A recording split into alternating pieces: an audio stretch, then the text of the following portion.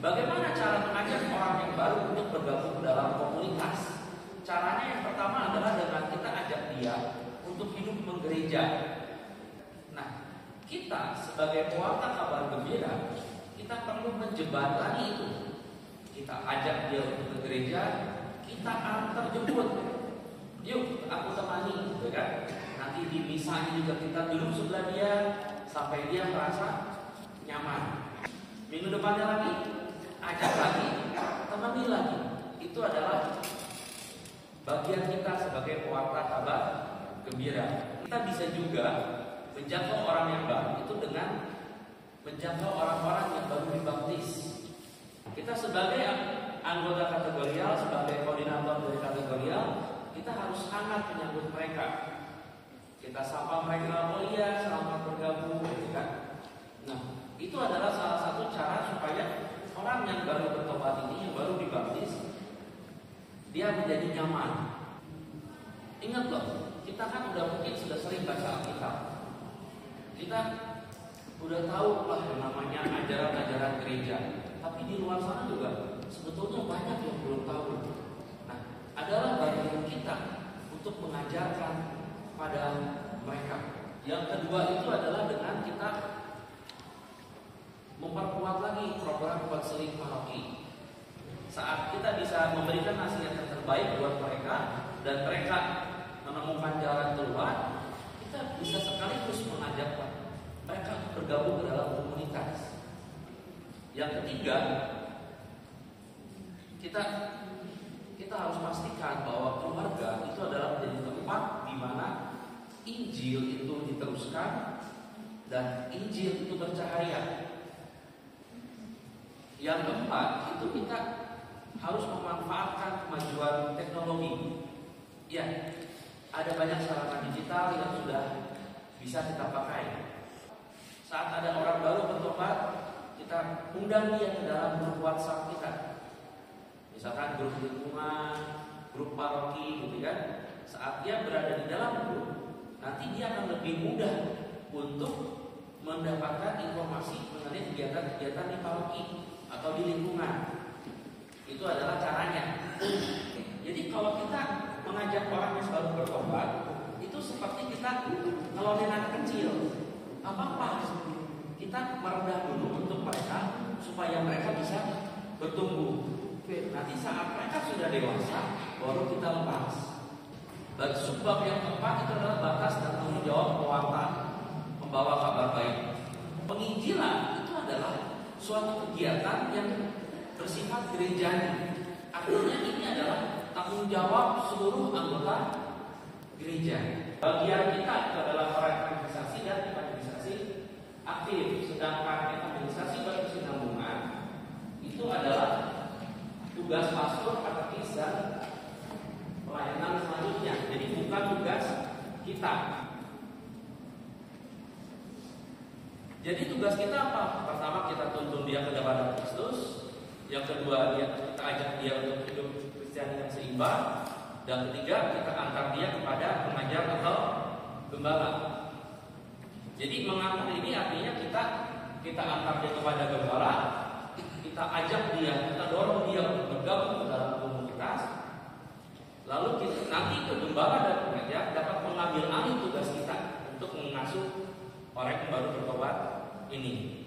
Jadi jangan khawatir, tidak selamanya ada batasnya.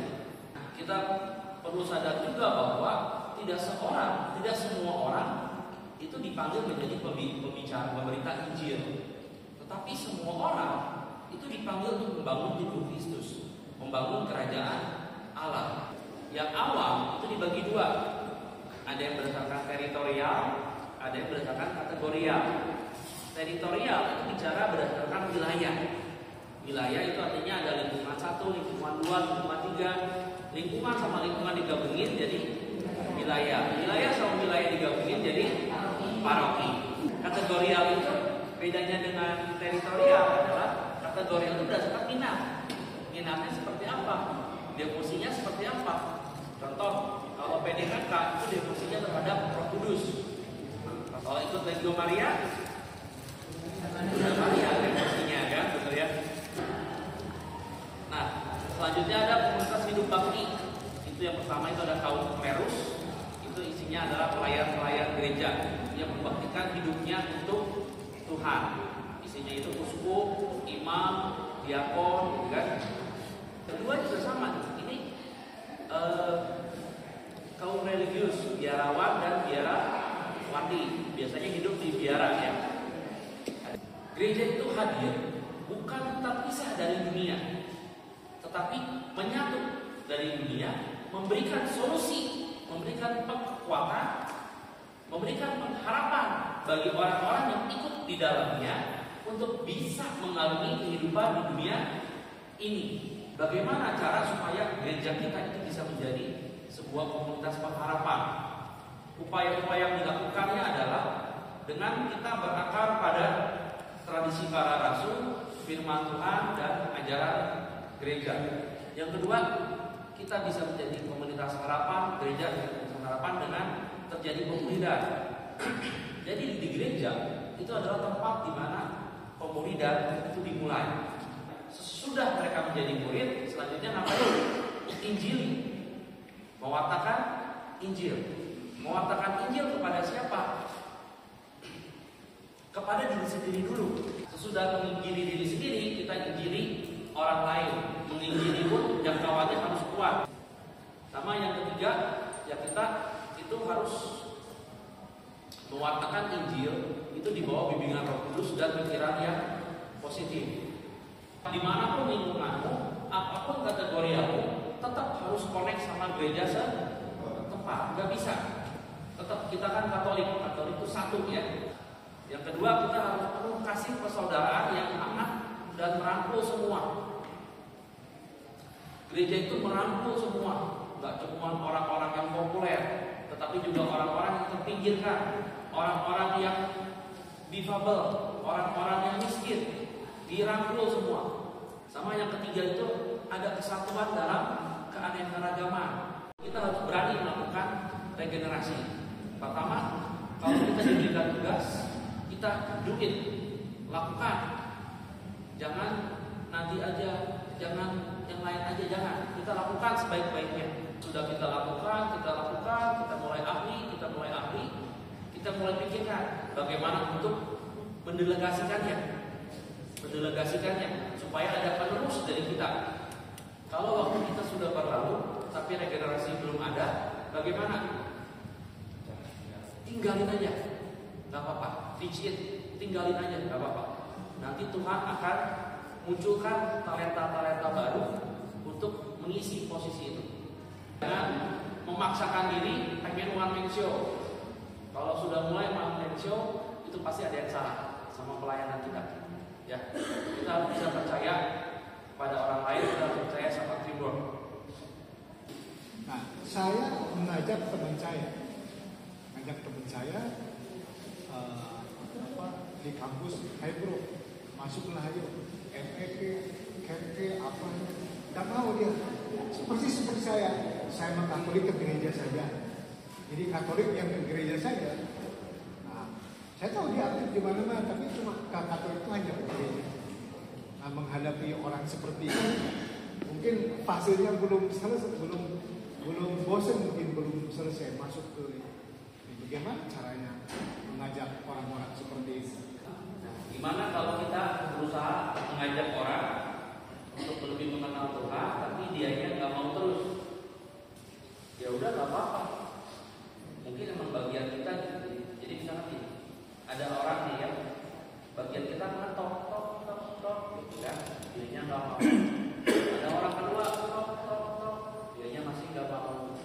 Nanti begitu orang ketiga, tok, dia langsung mau.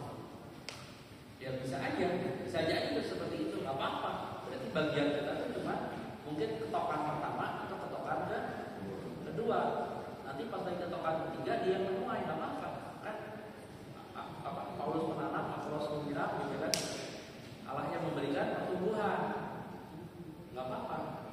Bagian kita mah kerjain aja. Kita kan pembawa kabar gembira. Kita sampaikan. Mau orang itu terima atau nggak terima bukan beban kita. Yang penting kita udah sampaikan. Nah, menyampaikannya aja paling simpoles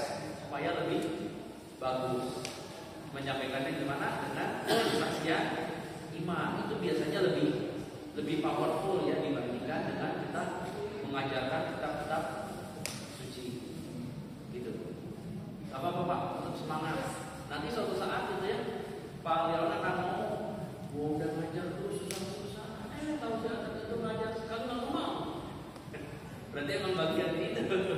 Nggak masalah. Nggak masalah. Saya juga pernah ngalamin seperti itu soalnya. Ya, terima kasih.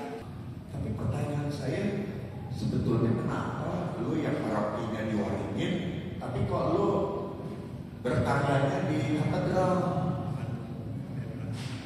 Kalau kamu yang orang-orang waringin itu dikembalikan, tadi juga memang Pak Ronald bicara tidak apa-apa sebetulnya mau aktif di sana karena mungkin dia cocok di sana. Tapi kalau buat saya, kacamata saya melihat habitat dia sebetulnya di sini.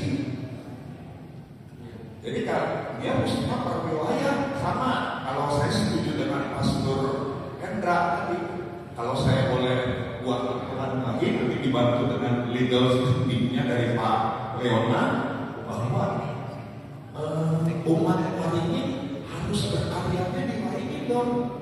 Hidupkan Waringin, jangan ngomong Waringin payah, kita ngadain ini payah, kita bikin kenang-kenangan juga payah.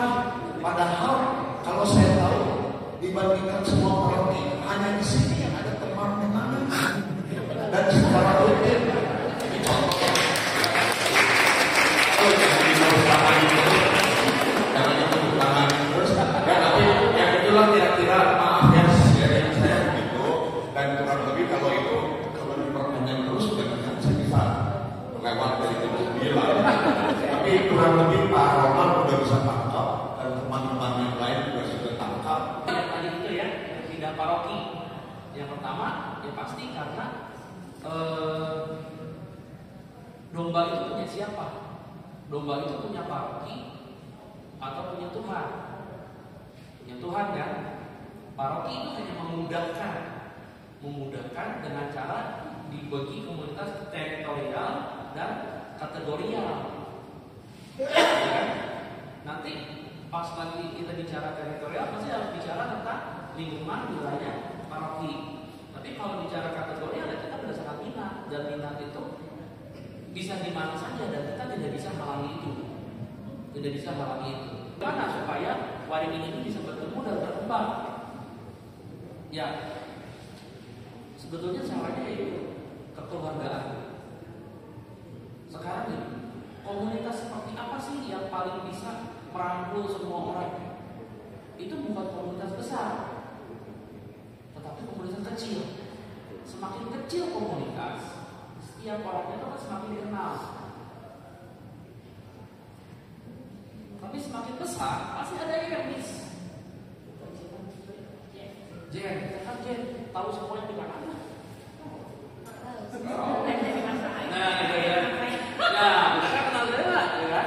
Tapi saat kita masuk ke dalam kelompok yang kecil, itu masing-masing anggota akan dikenal.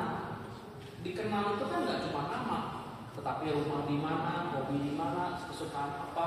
Kalau kita bisa melakukan pendekatan kartu seperti itu, saya rasa itu akan lebih efektif dibanding dengan karakter. Misalkan kita kalau panggil masuk Eko aja, yang datang kan bisa 200, betul?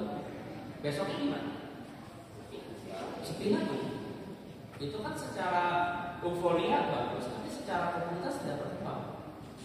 Nah, kita gimana supaya mereka itu bisa datang dan bisa stay? Mau nggak mau seperti itu sih kalau dari saya. Karena saya itu ada teman rumahnya di Paulus, tapi dia akhirnya di Bawah Batu.